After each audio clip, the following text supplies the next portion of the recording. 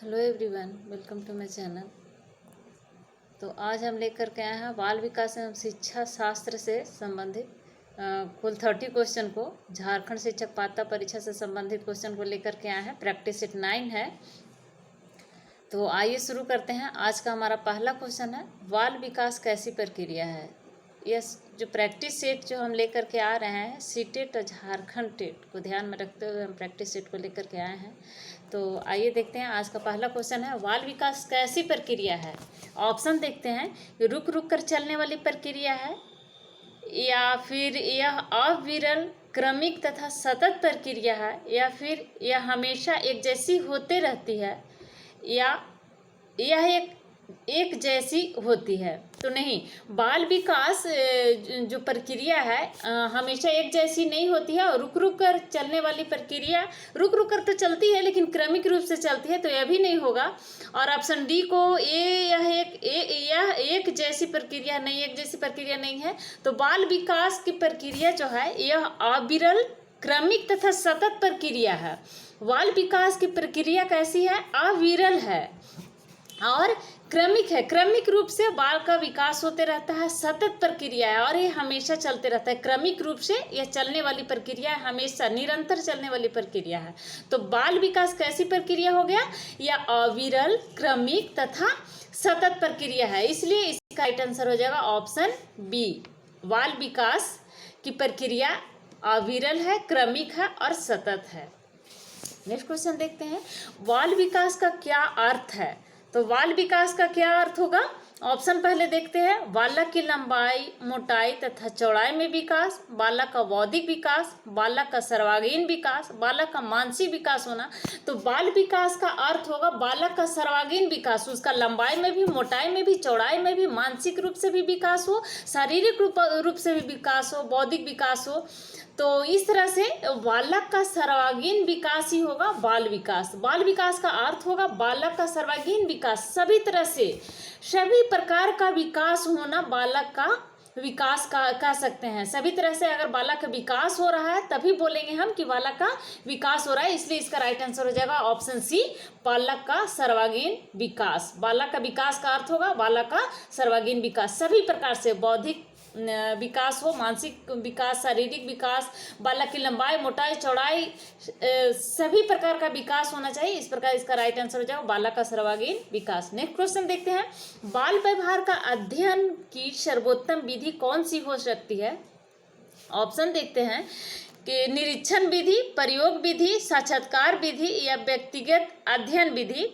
तो बाल विकास का अध्ययन का सर्वोत्तम विधि, ऐसे तो निरीक्षण विधि और प्रयोग विधि भी होगा, बाल विकास का अध्ययन कर सकते हैं प्रयोग विधि द्वारा, निरीक्षण द्वारा और साक्षात्कार विधि द्वारा, लेकिन यहाँ पूछ रहा है कि सबसे अच्छा कौन सा विधि होगा। ये चारों जो ऑप्शन दिया हो उसमें सर्वोत्तम विधि कौन सा होगा? तो सर्वोत्तम विधि आपका बाल विकास का अगर अध्ययन करना है तो सर्वोत्तम विधि हो जाएगा व्यक्तिगत अध्ययन। उसको व्यक्तिगत रूप से अध्ययन करके अगर हम उसको देखेंगे तो बाल व्यवहार का अध्ययन का ये सबसे सर्वोत्तम विधि हो जाएगा। सर्वोत्तम विधि, सबसे अच्छा विधि होगा व्यक्तिगत अध्ययन विधि, इसलिए इसका राइट आंसर हो जाएगा ऑप्शन डी। नेक्स्ट क्वेश्चन है, वृद्धि का क्या तात्पर्य है। वृद्धि मतलब क्या होगा? वृद्धि का कहने का तात्पर्य क्या होगा? तो ऑप्शन देख लेते हैं, शरीर संबंधी परिवर्तन, मानसिक संबंधी परिवर्तन, या फिर दोनों, शारीरिक मानसिक दोनों होगा, या फिर इनमें से कोई नहीं। तो अगर हम देखते हैं कि वृद्धि का तात्पर्य क्या है, तो वृद्धि का मतलब होगा शरीर संबंधी परिवर्तन। हम देखेंगे कि शरीर में लंबाई में, चौड़ाई में, मोटाई में वृद्धि हो रहा है कि नहीं। तो वृद्धि का तात्पर्य क्या होगा? शरीर संबंधी परिवर्तन। नेक्स्ट क्वेश्चन देखेंगे, विकास का क्या तात्पर्य है। वृद्धि को तो देख लिए, वृद्धि को हम कैसे देखेंगे? शारीरिक संबंधी, जो शरीर से संबंधित जितने भी परिवर्तन होंगे, लंबाई में, चौड़ाई में, मोटाई में, तो उस तरह से परिवर्तन को हम देखेंगे, विधि, उसको वृद्धि कहेंगे। अब विकास क्या हो गया? ऑप्शन देखते हैं कि विकास का तात्पर्य क्या होगा। तो शरीर संबंधी परिवर्तन, मानसिक संबंधी परिवर्तन, या फिर दोनों होगा, शारीरिक या मानसिक, शारीरिक और मानसिक दोनों। तो इसका राइट आंसर हो जाएगा मानसिक संबंधी परिवर्तन को विकास कहेंगे। विकास का तात्पर्य होगा कि मानसिक, अगर उसको मानसिक रूप से परिवर्तन हो रहा है, मानसिक रूप से उसका विकास हो रहा है, तो इसको बोलेंगे विकास हो रहा है, किसी भी बालक का विकास हो रहा है। तो विकास का तात्पर्य होगा मानसिक संबंधी परिवर्तन, तो उसी को बोलेंगे विकास।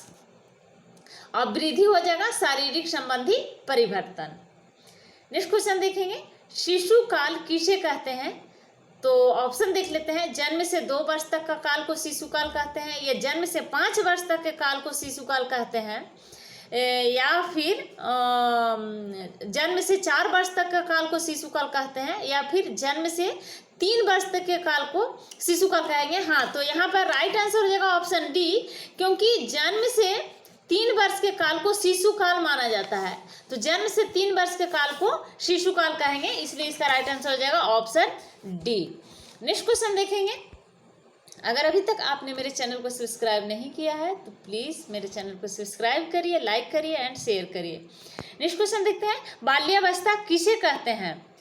3 वर्ष से 12 वर्ष तक की अवस्था को कहते हैं, या फिर 5 से 15 वर्ष की अवस्था को कहते हैं, या फिर 2 से 8 वर्ष की अवस्था, या 5 से 10 वर्ष की अवस्था। तो बाल्यावस्था 3 से 12 वर्ष के अवस्था को बाल्यावस्था कहा जाता है। उसके बाद 12 से शुरू हो जाता है किशोरावस्था, फिर युवावस्था, फिर प्रौढ़ावस्था हो जाता है। तो बाल्यावस्था किसे कहेंगे? तो 3 वर्ष से 12 वर्ष की अवस्था को बाल्यावस्था के अंतर्गत रखा जाता है।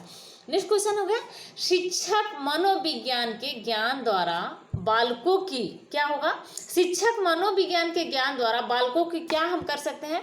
बुद्धि तथा रुचियों की जानकारी करके शिक्षा देता है, शिक्षा मनोविज्ञान के ज्ञान लेकर के, या फिर प्रकृति को जानकर शिक्षा देता है, या फिर आर्थिक स्थिति तथा पारिवारिक स्थिति की जानकारी लेकर शिक्षा देता है, या फिर उपरोक्त सभी हो जाएगा।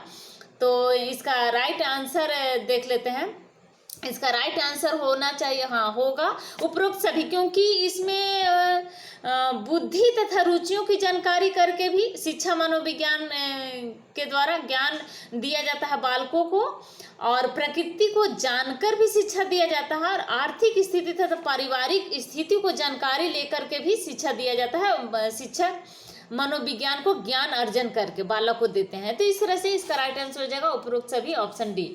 नेक्स्ट क्वेश्चन देखते हैं, शिक्षा मनोविज्ञान एक विज्ञान है, कैसा विज्ञान है? शिक्षा मनोविज्ञान व्यवहार का विज्ञान है, मानव संबंधों का मानव सिद्धांतों का, शैक्षिक सिद्धांतों का, या फिर इनमें से कोई नहीं। तो शिक्षा मनोविज्ञान एक कैसा विज्ञान है?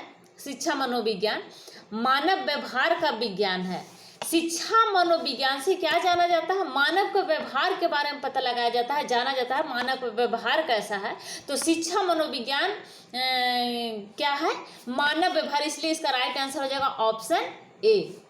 नेक्स्ट क्वेश्चन है, शिक्षा मनोविज्ञान का संबंध है क्या चीज से? मात्र शिक्षा से, मात्र दर्शन से, मात्र मनोविज्ञान से, या इन सभी विषयों से? तो शिक्षा मनोविज्ञान का संबंध होगा मात्र शिक्षा मनोविज्ञान का संबंध हो जाएगा इन सभी विषयों से, क्योंकि मात्र शिक्षा से भी होगा और मात्र दर्शन से भी, मात्र मनोविज्ञान से भी। तो इसलिए इस ऑप्शन अगर डी दिया हुआ है कि इन सभी विषयों से, तो ऑप्शन डी हो जाएगा राइट आंसर। शिक्षा मनोविज्ञान का संबंध शिक्षा से भी है, मात्र शिक्षा से भी, मात्र दर्शन से, मात्र मनोविज्ञान से, और इन सभी विषयों से, इसलिए इसका राइट आंसर हो जाएगा ऑप्शन डी।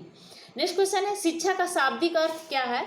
तो शिक्षा का पहले ऑप्शन देख लेते हैं कि शाब्दिक अर्थ के लिए ऑप्शन क्या दिया हुआ है। तो पालन पोषण करना, अनुशासन पैदा करना, नेतृत्व देना, या फिर ये सभी। तो ये सभी हो जाएगा। शिक्षा शाब्दिक अर्थ हो जाएगा पालन पोषण करना भी, और अनुशासन पैदा करना भी, और नेतृत्व देना भी। तो ये इसलिए इसका राइट आंसर हो जाएगा ऑप्शन डी, ये सभी हो जाएगा। शिक्षा का शाब्दिक अर्थ हो जाएगा पालन पोषण, अनुशासन पैदा करना और नेतृत्व देना। तो इसलिए इसका राइट आंसर हो जाएगा ये सभी, ऑप्शन डी।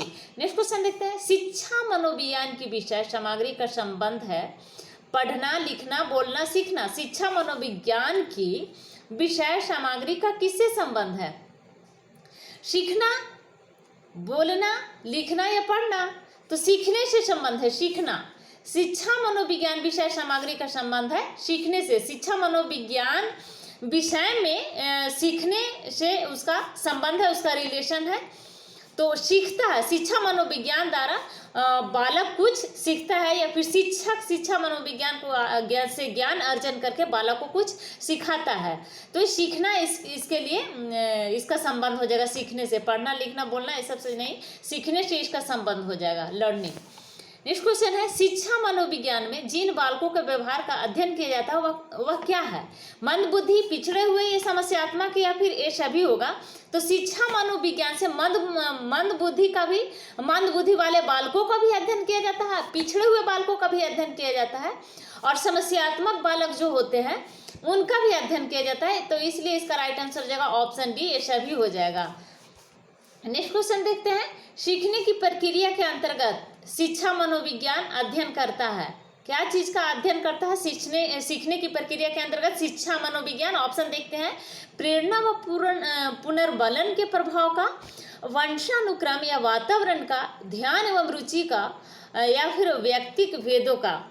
तो इसका राइट आंसर हो जाएगा ऑप्शन ए, प्रेरणा व पुनर्बलन के प्रभाव का सीखने की प्रक्रिया के अंतर्गत शिक्षा मनोविज्ञान अध्ययन करता है। प्रेरणा व पुनर्बलन के प्रभाव का, प्रेरणा देकर के और पुनर्बलन जो पहले के विषयों से जोड़ करके, तो पुनर्बलन के प्रभाव और प्रेरणा, ये हो जाएगा सीखने की प्रक्रिया के अंतर्गत आता है। शिक्षा मनोविज्ञान का अध्ययन होता है प्रेरणा और पुनर्बलन का प्रभाव। नेक्स्ट क्वेश्चन है, आंकड़ों का व्यवस्थापन करके हेतु संकलित आंकड़ों के संबंधों में निम्नलिखित कार्य करना होता है? क्या? वर्गीकरण, सारणीयन, आलेखी, निरूपण, या फिर ये सभी? तो आंकड़ों का व्यवस्थापन करने हेतु संकलित आंकड़ों के संबंध में निम्नलिखित में से क्या होगा? तो ऑप्शन इसका हो जाएगा ऑप्शन डी, ये सभी हो जाएगा, वर्गीकरण, सारणीय और आलेखी निरूपण। आंकड़ों का व्यवस्थापन करने हेतु संकलित आंकड़ों के संबंधों में क्या क्या करना होता है? तो आंकड़ों के व्यवस्थापन के लिए वर्गीकरण भी करना होता है, सारणीय भी, आलेखी निरूपण भी। तो इसलिए इसका राइट आंसर हो जाएगा ऑप्शन डी, ये सभी। नेक्स्ट क्वेश्चन देखते हैं, मनोविज्ञान शिक्षा के क्षेत्र में सहायता देता है तथा बताता है? क्या सहायता देता है और बताता है मनोविज्ञान शिक्षा के क्षेत्र में?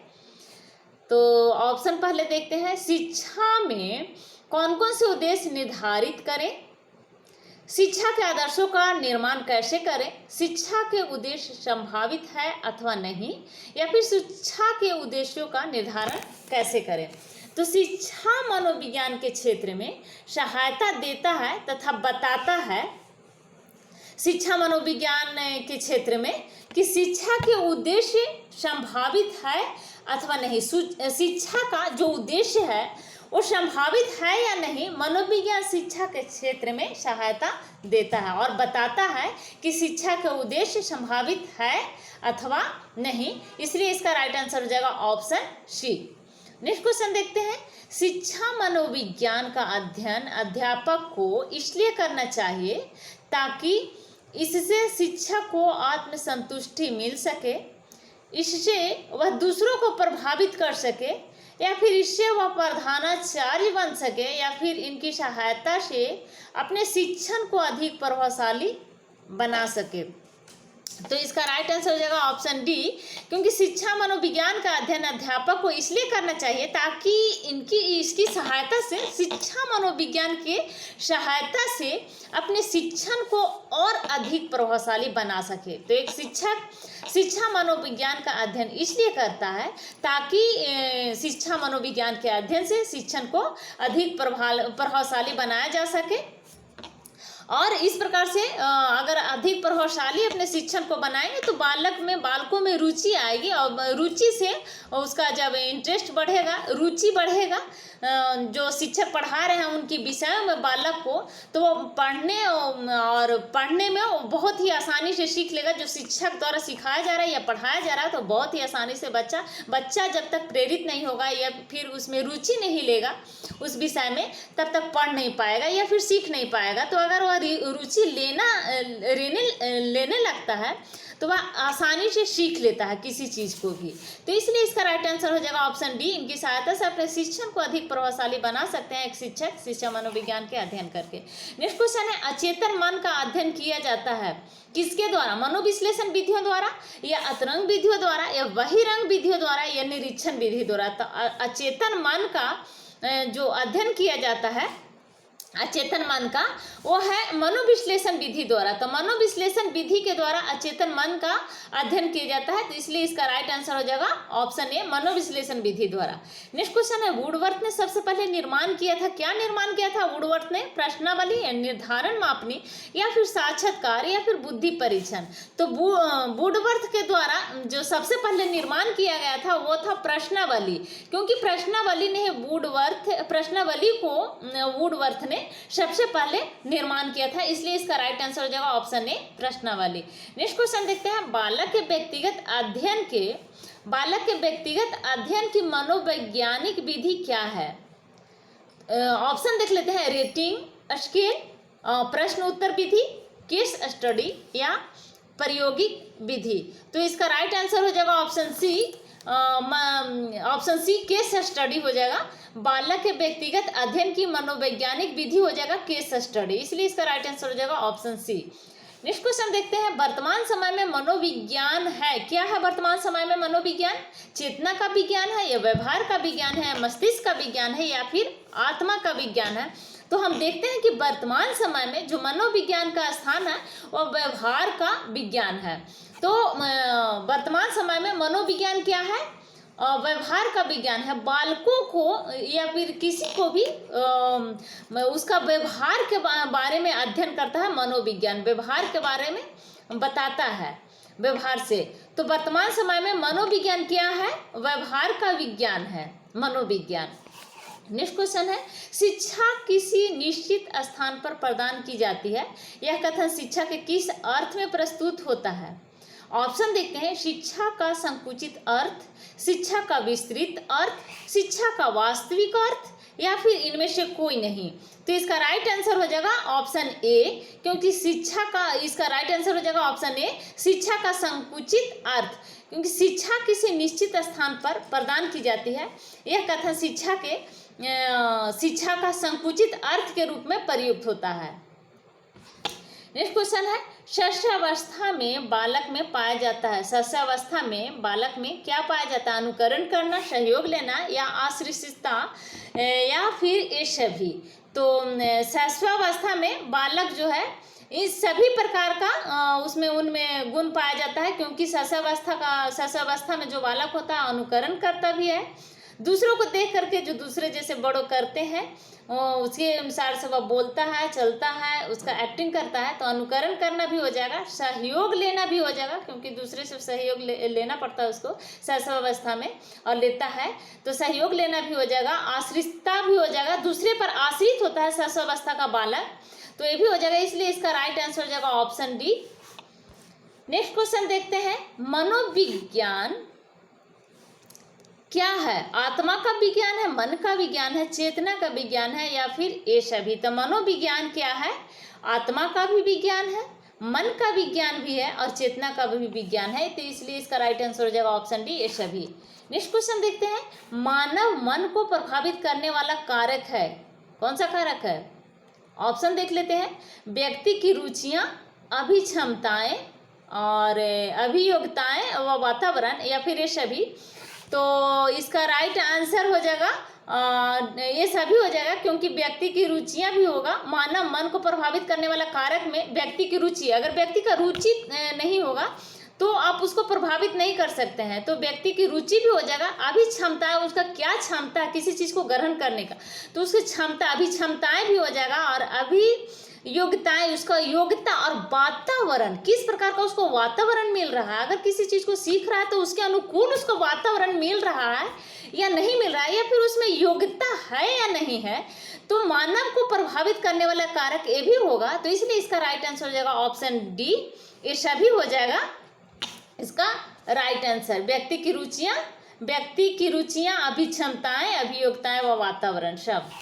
नेक्स्ट क्वेश्चन देखते हैं, औपचारिक शिक्षा से तात्पर्य है, क्या है औपचारिक शिक्षा से तात्पर्य? पहले ऑप्शन देख लेते हैं, इस शिक्षा में विधायी विद्यालयों में जाकर निर्धारित व निश्चित पाठ्यक्रम का नियमित अध्ययन करते हैं, जो विद्यार्थी की आवश्यकता एवं अभिरुचि पर आधारित पाठ्यक्रम के अनुसार दी जाती है। तो या फिर ऑप्शन ए और दोनों हो सकता है, या फिर उपरोक्त में से कोई नहीं। तो इसका राइट आंसर हो जाएगा ऑप्शन सी, दोनों होगा। औपचारिक शिक्षा से तात्पर्य होगा कि शिक्षा में विधायी विद्यालयों में जाकर निर्धारित व निश्चित पाठ्यक्रम का नियमित अध्ययन करना और जो विद्यार्थी की आवश्यकता एवं अभिरुचि पर आधारित पाठ्यक्रम के अनुसार दी जाती है, तो ये भी हो जाएगा इसका राइट आंसर। नेक्स्ट क्वेश्चन है, औपचारिक शिक्षा से तात्पर्य क्या है? औपचारिक शिक्षा से क्या तात्पर्य होगा? ऑप्शन देखते हैं, जो विद्यार्थी की आवश्यकता एवं अभिरुचि पर आधारित पाठ्यक्रम के अनुसार दी जाती है। ऑप्शन बी देखते हैं, इन शिक्षा में विद्यार्थी विद्यालय में जाकर निर्धारित एवं निश्चित पाठ्यक्रम का नियमित समय में अध्ययन करते हैं।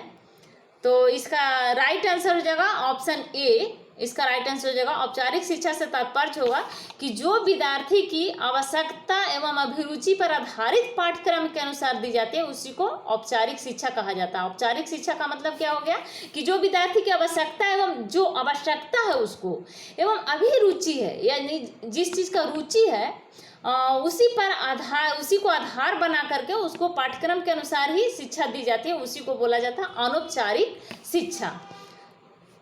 नेक्स्ट क्वेश्चन है, प्राचीन शिक्षा संबंधित है, क्या चीज से संबंधित है प्राचीन शिक्षा? वैदिक शिक्षा से, बौद्धकालीन शिक्षा से, या फिर वैदिक और बौद्धकालीन दोनों से, या फिर इनमें से कोई नहीं।